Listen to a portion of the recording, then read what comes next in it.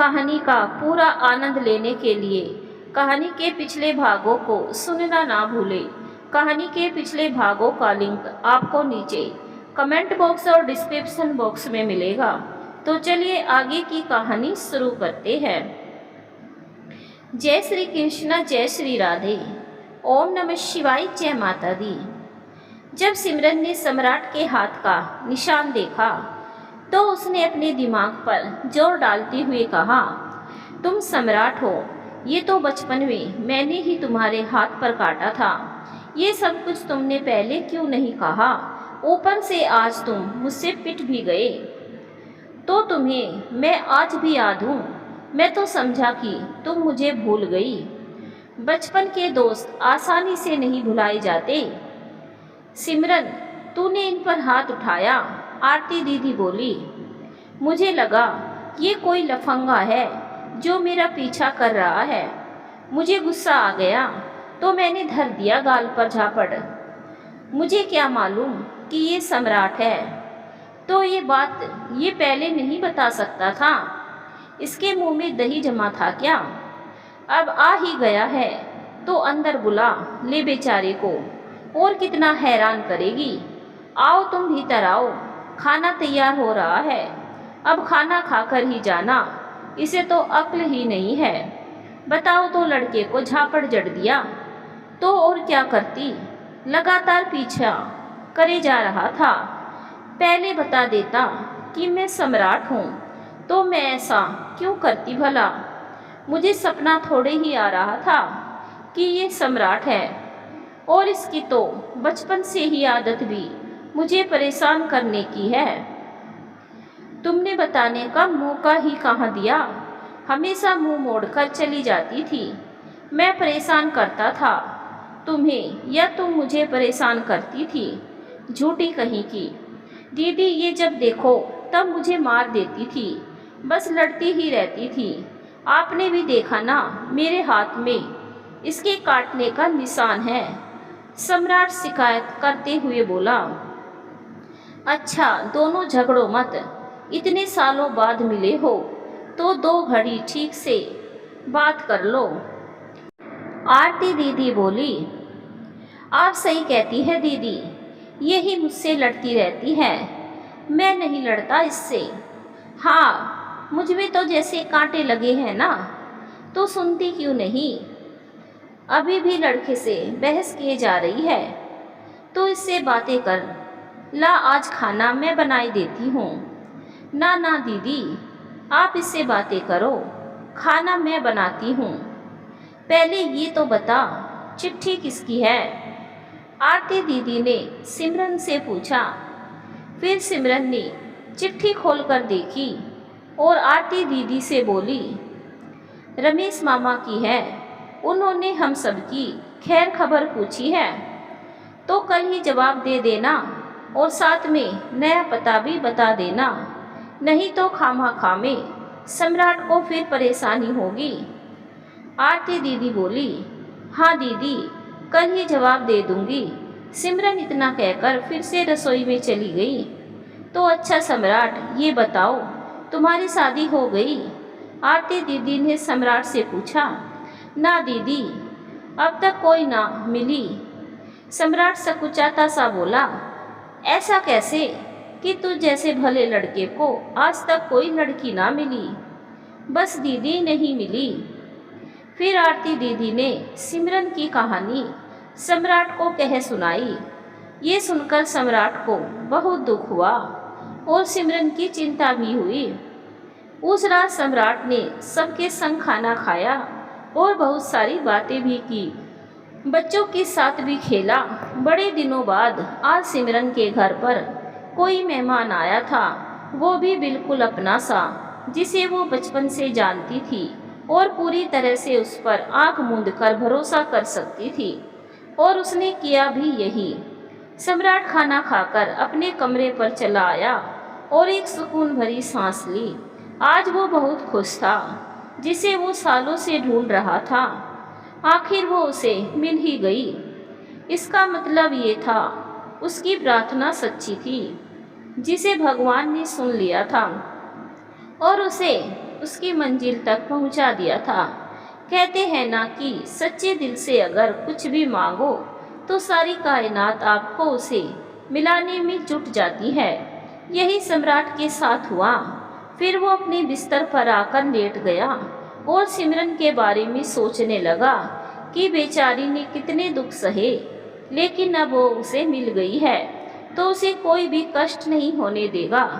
उसके सारे दुख, सारी तकलीफें वो अपने सिर ले लेगा। यही सोचते सोचते सम्राट को नींद आ गई। उधर बिस्तर पर लेटते ही सिमरन भी सम्राट के बारे में सोच रही थी। उसने मन में सोचा कि ये तो जैसा पहले था वैसा अब भी है। दब्बू कहीं का, पहले भी मुझसे मार खाता था और अब भी मार खा गया बेचारा। उसी दिन पूछ लेता जिस दिन पहली बार मंदिर में मिला था, तो कम से कम बेचारी को झापड़ तो ना पड़ता। और ये सोचकर सिमरन खिलखिलाकर हंस पड़ी। क्यों हंस रही है बिना बात के? उसकी हंसी सुनकर आरती ने पूछा। कुछ नहीं दीदी, सम्राट के बारे में सोचकर हंस रही थी कि बचपन में भी मुझसे मार खाता था और अब भी झापड़ खा गया, लेकिन उसने कभी मुझ पर हाथ नहीं उठाया। मुझसे उम्र में 2 ही साल तो बड़ा है। चाहता तो मेरे बाल खींच लेता, चाहता तो झापट मार देता, लेकिन उसने कभी भी ऐसा कुछ नहीं किया। मार भी खा जाता था, गलती मेरी होती और मैं ही रूठ जाती तो मनाने भी वही आता था। बहुत अच्छा दोस्त था मेरा। अच्छा ठीक है, अब सो जा, सुबह ऑफिस भी तो जाना है। हाँ दीदी, अब मैं सो जाती हूँ। और इतना कहकर सिमरन सोने की कोशिश करने लगी। आरती ने भी करवट ले ली और सोचने लगी।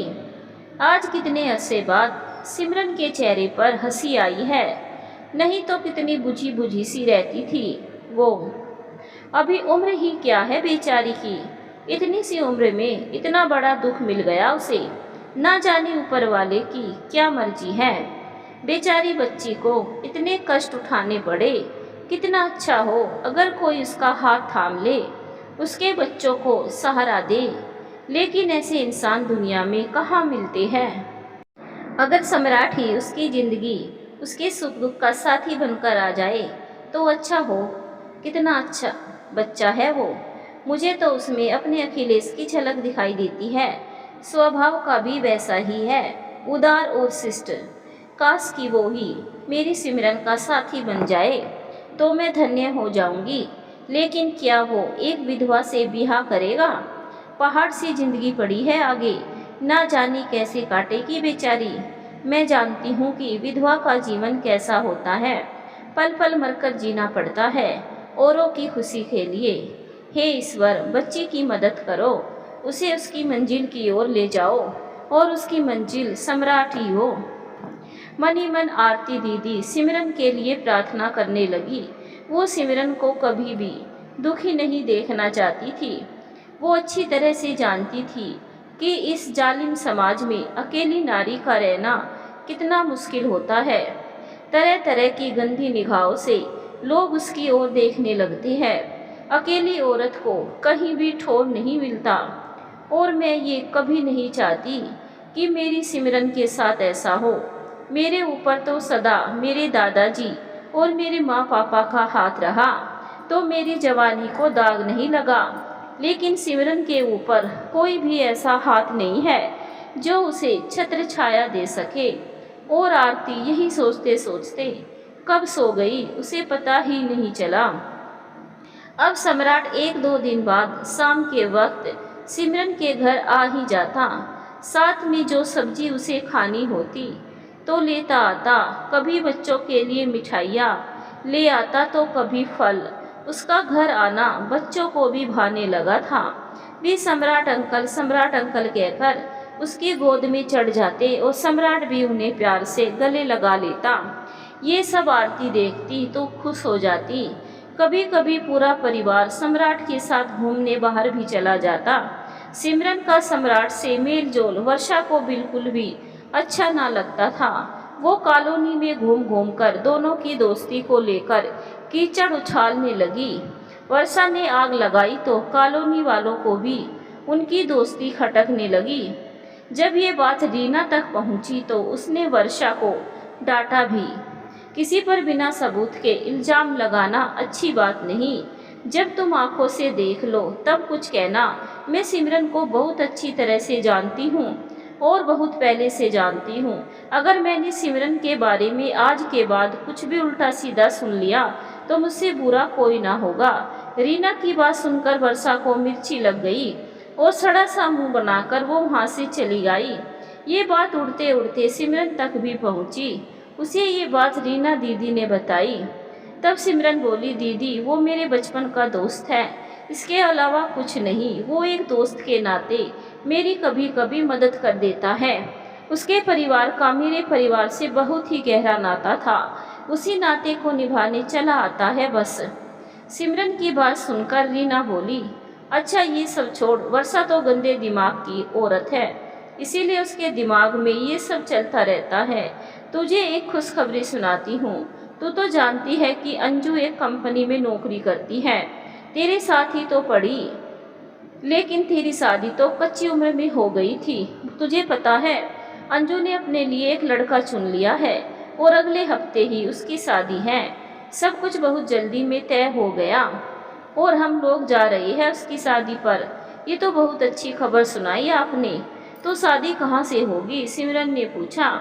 वहीं से जिस शहर में अंजू नौकरी करती है, लड़का भी वही का है, रीना बोली। यहाँ से होती तो मैं भी शामिल हो लेती, सिमरन बोली। तो चलना में हमारे साथ। दीदी यहाँ से होती तो शामिल हो जाती। रहने दीजिए ना, बच्चों को भी ले जाना पड़ेगा और दीदी को भी। और दीदी को ले जाना ठीक नहीं रहेगा, मुझे पता है वो नहीं जाएगी। अच्छा ठीक है, लेकिन मेरी शॉपिंग तो करवा सकती है ना। सबके लिए साड़ियाँ लेनी है, अंजू के लिए भी कुछ ना कुछ लेना पड़ेगा, रीना बोली। तब सिमरन बोली, दीदी मैं ज़रूर शॉपिंग पर चलूँगी आपके साथ, आपका ये काम तो मैं करवा ही दूँगी। और फिर सिमरन ने रीना के लिए ऑफिस से 1-2 दिन की छुट्टी लेकर उसकी शॉपिंग करवाई और खुशी खुशी रीना अंजू की शादी में चली गई। और रीना के कॉलोनी के बाहर जाने का फ़ायदा वर्षा ने आखिर उठा ही लिया। वर्षा तो इसी ताक में थी कि कब वो सिमरन और सम्राट को साथ साथ देख ले और उनके रिश्ते को कलंकित कर दे। सिमरन को खुश देखकर उसके सीने में सांप लौटने लगते। वो खुद ही एक चरित्रहीन महिला थी, इसीलिए तो अब तक उसने शादी नहीं की थी। वो मौके की तलाश में थी और आखिरकार उसे एक दिन मौका मिल ही गया। करवा चौथ का त्यौहार था। इत्तेफाक से उस दिन इतवार था और सबकी ऑफिस की छुट्टी थी। उस दिन कॉलोनी की बहुत सी सुहागिनों ने इस व्रत को किया। सभी सुहागिनें संपूर्ण श्रृंगार करके पूजा के लिए कॉलोनी के पार्क का एरिया में इकट्ठी हो गई। वो पार्क सिमरन के घर के ठीक सामने था और पार्क के बगल में बिल्कुल छोटा सा मंदिर और कुआं भी था। आज पंडित जी ने पूजा के लिए कुएं में छोटी सी पीतल की बाल्टी लटका रखी थी। वो इसलिए कि सभी औरतें पूजा के लिए कुएं का पानी ही इस्तेमाल करें। रविवार का दिन था तो सम्राट सिमरन के घर पहुंच गया था, बच्चों के लिए कुछ खाने पीने का सामान लेकर। आरती दीदी बोली, अब आ ही गए हो तो दोपहर का खाना खाकर जाना। बच्चों ने खिड़की से देखा कि सब पूजा कर रहे हैं तो वे भी पूजा बाहर जाकर देखने की जिद करने लगे। लेकिन सिमरन बाहर नहीं जाना चाहती थी क्योंकि वो भी पहले इस व्रत को किया करती थी। लेकिन अखिलेश के जाने के बाद उसकी मांग से सिंदूर ही चला गया था, तो फिर किसके लिए वो ये व्रत रखती। तभी सभी सुहागिनों को देखकर उसने भी सोचा कि आज अखिलेश होता तो वो भी इसी तरह दुल्हन की तरह श्रृंगार करती। बच्चों के ज़्यादा जिद करने पर सिमरन को बाहर आना ही पड़ा। बच्चों के साथ साथ आरती भी बाहर निकल आई। सब बाहर निकले तो सम्राट अकेले अंदर क्या करता। वो भी बाहर निकल आया और सभी पूजा देखने लगे। पूजा देखने के लिए कॉलोनी की और भी औरतें इकट्ठी हो गई जो इस व्रत को नहीं करती थी। वो भी सबके साथ में वहाँ पर वर्षा भी मौजूद थी। वर्षा को तो बस मौका चाहिए था सिमरन की इज्जत उछालने का। वो कब से इस मौके की तलाश में थी और आज उसे वो मौका मिल ही गया। पूजा बस अभी खत्म ही हुई थी। पंडित जी की कथा बाँचकर मंदिर में पहुंचे ही थे कि वर्षा ने वहां मौजूद महिलाओं से खुसुर फुसुर करनी शुरू कर दी। तो सबसे बोली, देखो तो सुहागिनों के बीच में ये अभागन कहाँ क्या कर रही है। यही तो होता है, लोगों को दूसरों की खुशी देखी नहीं जाती। अपना सुहाग और मांग का सिंदूर तो खो दिया और दूसरों पर नजर लगाने आ जाती है। वर्षा की बात सुनकर सिमरन को बहुत बुरा लगा और वो अपने घर के भीतर जाने लगी, लेकिन आरती दीदी ने उसे इशारे से घर के भीतर जाने से मना कर दिया। तो सिमरन रुक गई। ये बात सम्राट को भी बहुत बुरी लगी, लेकिन उसने सोचा औरतों का मामला है, इसका यहाँ बोलना तो ठीक नहीं होगा। इसीलिए उस समय वो चुप्पी लगा गया। लेकिन वर्षा चुप ना हुई और वो फिर से बोली, देखो तो इतना सुनने के बाद भी लोगों में जरा सी भी शर्म नहीं रह गई है। बेशर्मों की तरह यही खड़े हैं। वर्षा ने आग तो लगा ही दी थी। थोड़ी देर में उसमें धुआं भी उठने लगा और उनमें से कुछ औरतें वर्षा की ही हाँ में हाँ मिलाने लगी और उनमें से एक बोली, सही कहती हो वर्षा, लोगों में शर्म लिहाज तो जैसे रह ही नहीं गया है। कब से सब खुल्लम खुल्ला चल रहा है। हमारी भी बहू बेटियां इस कॉलोनी में रहती है, ना जाने उनके ऊपर क्या असर पड़ेगा। लेकिन लोग मानते ही नहीं। बेशर्मी जो लाद रखी है। उन सब की बात सुनकर अब आरती दीदी चुप न रह सकी। वो सबसे बोल पड़ी, आप सब लोगों के कहने का मतलब क्या है? जो कुछ कहना है खुलकर कहिए ना। तभी वर्षा बोल पड़ी, अब भला बोलने लायक रह क्या गया है? हम सब अंधे नहीं है, हम सबको सब दिखाई देता है। जो अनर्थ हो रहा है ना, उस अनर्थ को आपके अलावा सभी देख रही है। कैसा अनर्थ हो रहा है भला मैं भी तो सुनूं। किसी पर ऐसे कैसे झूठा इल्जाम लगा सकती हूँ? आप सब, आरती दीदी बोली। तभी उनमें से एक और बोली, वाह जी वाह, झूठा इल्जाम? आपके घर में जो हो रहा है वो सबको दिखाई दे रहा है। क्या हो रहा है मेरे घर में? यही कि जवान विधवा बहू से मिलने गैर मर्द आता है और आपको कोई ऐतराज नहीं है। किसे गैर मर्द कह रही हो? वो तो उसके बचपन का दोस्त है। उनमें से एक फिर बोली, जाओ जी जाओ, हमने ऐसे बहुत से बचपन के दोस्त देखे हैं। दोस्ती की आड़ में पराए मर्द के संग गुलछल्ले उड़ाए जा रहे हैं और इसे आप दोस्ती का नाम दे रही है। तभी सिमरन चीख पड़ी, ये सब क्या लगा रखा है आप लोगों ने?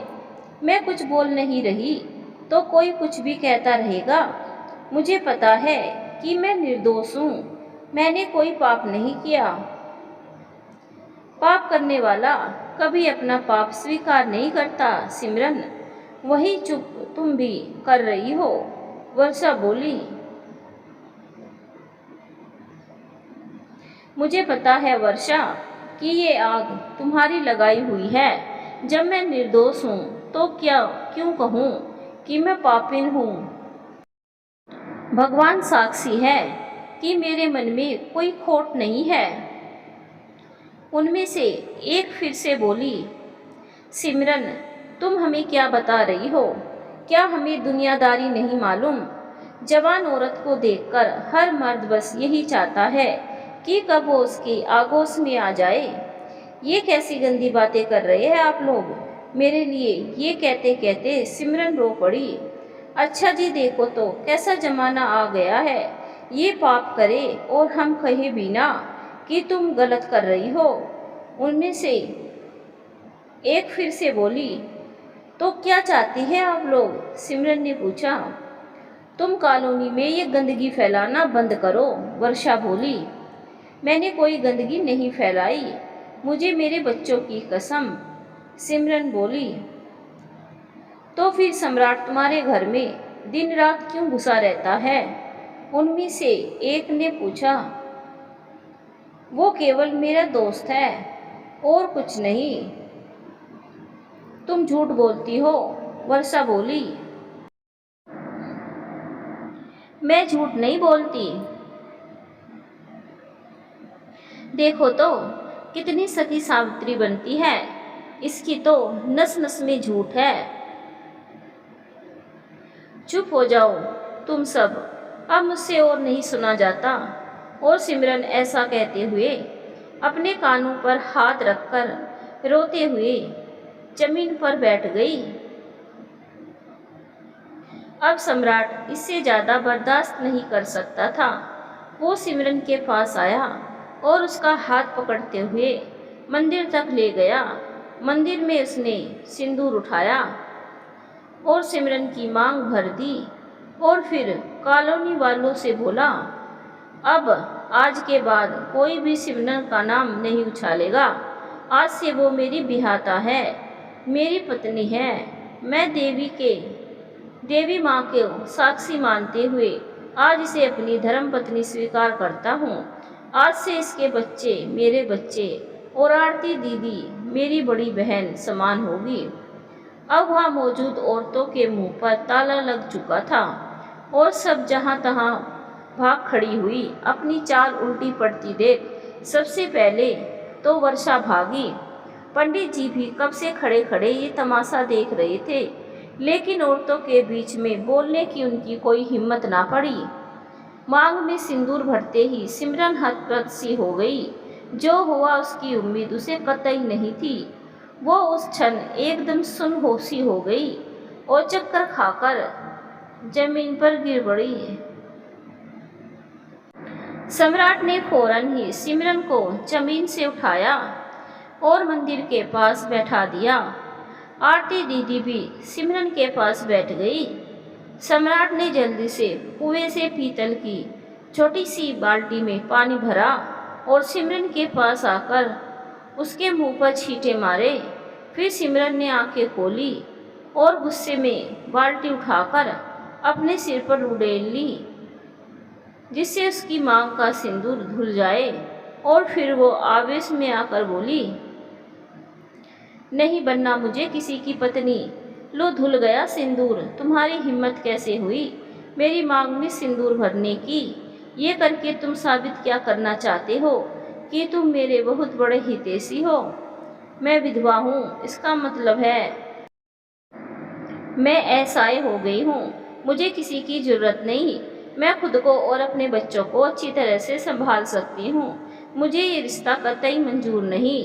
तुमने मेरी मांग भर दी तो क्या मैं तुम्हें अपना पति मान लूँगी? मेरे पति अखिलेश थे और हमेशा वही रहेंगे। मैं उनसे ही प्यार करती थी और ताउम्र उनको ही चाहती रहूँगी। क्या हुआ जो वो इस दुनिया में नहीं है, लेकिन वो मेरे दिल में हमेशा रहेंगे। उनकी जगह और कोई नहीं ले सकता। चले जाओ तुम यहाँ से और आइंदा अपनी शक्ल मुझे कभी मत दिखाना। अब मैं तुम्हारा मुंह भी नहीं देखना चाहती। और इतना कहकर सिमरन ने सम्राट की तरफ से अपना मुंह फेर लिया।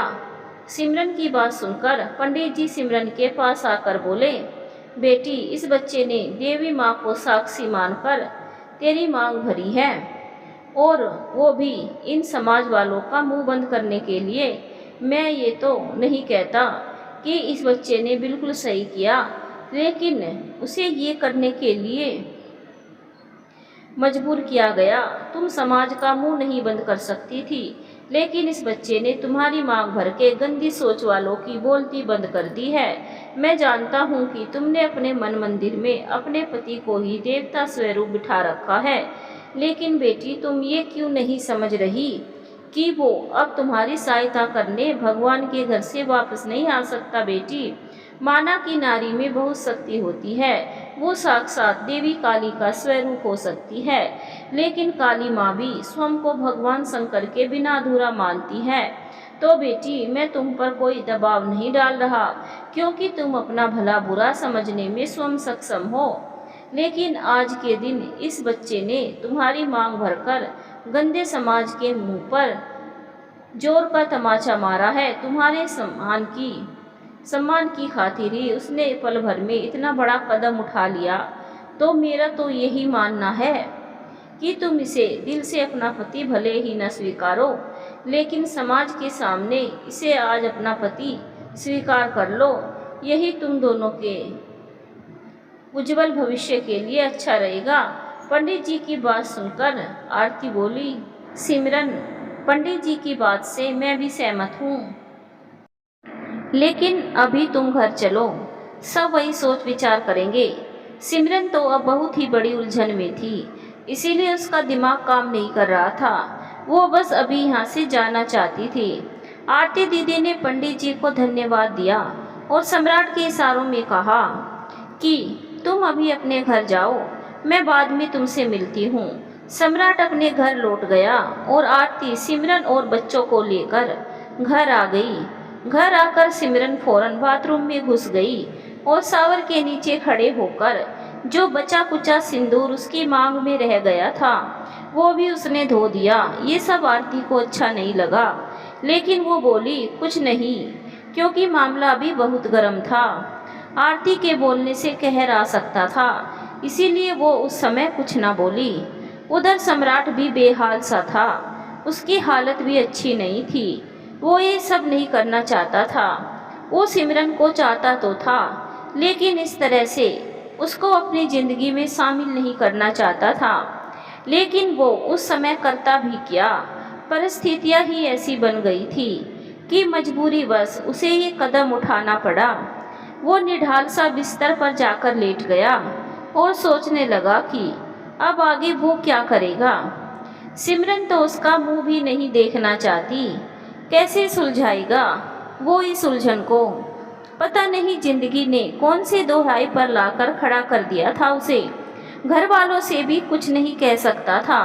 पता नहीं सिमरन इस रिश्ते को स्वीकार भी करती है या नहीं। अचानक ये कैसा तूफान आ गया उसकी जिंदगी में और एक ही पल में सब कुछ बिखर गया। उस दिन सबकी मनोदशा बहुत ही विदीर्ण थी। सबका दिन ऐसे ही गया, ना किसी ने खाना खाया और ना ही कोई किसी से बात कर रहा था। हाँ, आरती दीदी ने जरूर बच्चों को खाना खिला दिया था, लेकिन खुद नहीं खाया था। दोपहर से शाम हुई और शाम से रात भी हो गई, लेकिन किसी के चेहरे पर मुस्कुराहट नहीं आई। सबके चेहरों पर उदासी के बादल छाए रहे। फिर आरती दीदी ने रात का खाना बनाया, बच्चों को खिलाकर सुला भी दिया और सिमरन से आकर बोली, तू जरा बच्चों को देखना, मैं सम्राट को खाना खिलाकर आती हूँ। सिमरन मना तो करना चाहती थी और दीदी से पूछना चाहती थी कि वो उसे खाना क्यों खिलाने जा रही है, लेकिन उस समय उसने मौन रहना ही बेहतर समझा, क्योंकि कहते हैं ना कि मौन सभी समस्याओं का समाधान होता है। उसने सोचा कुछ कहेगी तो ऐसा ना हो कि दीदी को कुछ बुरा लग जाए। उस समय सबकी स्थिति ही ऐसी थी, ना बोलते बनता था और ना चुप रहते बनता था। कभी कभी बोलने से स्थितियाँ बिगड़ जाती है, इसीलिए सब मौन ही रह रहे थे। फिर आरती दीदी सम्राट के घर पहुंची। सम्राट के पास एक ही बिस्तर था और दीदी को उसने उस पर बैठने के लिए कह दिया। दीदी बिस्तर पर बैठ गई और बोली, ले खाना खा ले, मैं तेरे लिए खाना लाई हूँ। मन नहीं है दीदी, भूख भी नहीं है। खाएगा नहीं तो? आज तूने जो इतनी बड़ी जिम्मेदारी अपने सिर उठाई है उसे कैसे निभाएगा? सिमरन के शब्द तो सुने थे ना आपने, वो कैसी बातें कर रही थी। वो तो मुझसे कोई भी रिश्ता रखने को तैयार ही नहीं। बस तुझे अपने बचपन के प्यार पर इतना ही भरोसा था, इतनी जल्दी हार मान गया तू? आपको कैसे पता चला कि मैं उसे बचपन से चाहता था? बेटा, तुझसे उम्र और तजुर्बे में बड़ी हूँ, तेरी आंखों में पड़ा है मैंने कि तू उसे कितना चाहता है। लेकिन सिमरन को मैं स्वीकार नहीं दीदी। बेटा, एक बात बोलूँ, ये जो पति पत्नी का रिश्ता होता है ना, उसमें एक तरह की शक्ति आ जाती है, क्योंकि पति पत्नी एक दूसरे के पूरक होते हैं। ना चाहते हुए भी एक ना एक दिन दोनों के दिल एक दूसरे से मिल ही जाते हैं। अभी वो तुझसे नाराज है क्योंकि सब कुछ बहुत अचानक हो गया, इसीलिए वो इस रिश्ते को स्वीकार नहीं कर पा रही है। उसे थोड़ा वक्त दे। उसका गुस्सा ठंडा होते ही मैं उसे समझाऊंगी और देखना वो मेरी बात जरूर समझेगी। आप कहती है तो मैं उसका इंतज़ार कर लेता हूँ। देखता हूँ कि कब तक सिमरन के मन के गिले शिकवे दूर होते हैं। सम्राट बोला, और तू ये खाना मेरे सामने ख़त्म कर, फिर मैं सिमरन को भी जाकर खाना खिलाती हूँ। तो आप भी मेरे साथ खाना खा लीजिए। नहीं बेटा, मैं सिमरन के साथ ही खाऊंगी। बच्चों को तो खिलाकर सुला आई थी। तू खा ले, फिर मैं जाती हूँ। और आरती सम्राट को अपने सामने खाना खिलाकर घर वापस आ गई। फिर वे सिमरन के लिए खाना परोस कर ले आई और उससे खाना खाने को कहा। दीदी मुझे भूख नहीं है, सिमरन बोली। तू नहीं खाएगी तो मैं भी नहीं खाऊंगी। ये कैसी जिद पकड़ कर बैठ गई है आप? तो बस खाना खा ले। तो मैं कोई जिद नहीं करूंगी। मैंने कहा ना कि मन नहीं है। देख, परोसी हुई थाली का निरादर नहीं करते। तो आप मुझे खाना खिलाकर ही मानेगी? हाँ, आप तो अपने लाडले को खाना खिलाने गई थी। ऐसा लगता है कि आपको उसकी चिंता मुझसे ज़्यादा है। वो भी तो मेरे अखिलेश की तरह ही है। उसको ना खिलाती तो वो भूखा ही सो जाता बेचारा। भूखा सोता है तो सो जाए मेरी बला से। इतनी निष्ठुर ना बन सिमरन। उसने ऐसा काम ही किया है। उसने कुछ गलत नहीं किया। जो कीचड़ तेरे ऊपर उछाला जा रहा था वो उसने अपने बदन पर ले लिया। तू तो बच गई, लेकिन मैला वो हो गया।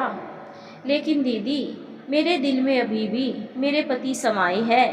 वो तो मेरे लिए परपुरुष है, लेकिन उसके दिल में तो तू समाई है। क्या मतलब? मतलब ये कि वो बचपन से केवल तुझे ही चाहता है, इसीलिए तो अभी तक उसने शादी नहीं की। क्या कह रही है आप? हाँ, और यही सच है। बचपन से वो तुझसे इतनी मार क्यों खाता आया है? क्योंकि वो तुझे चाहता था और अभी भी चाहता है और आगे भी चाहता रहेगा। वो गहरी दोस्ती नहीं, सच्चा प्यार था।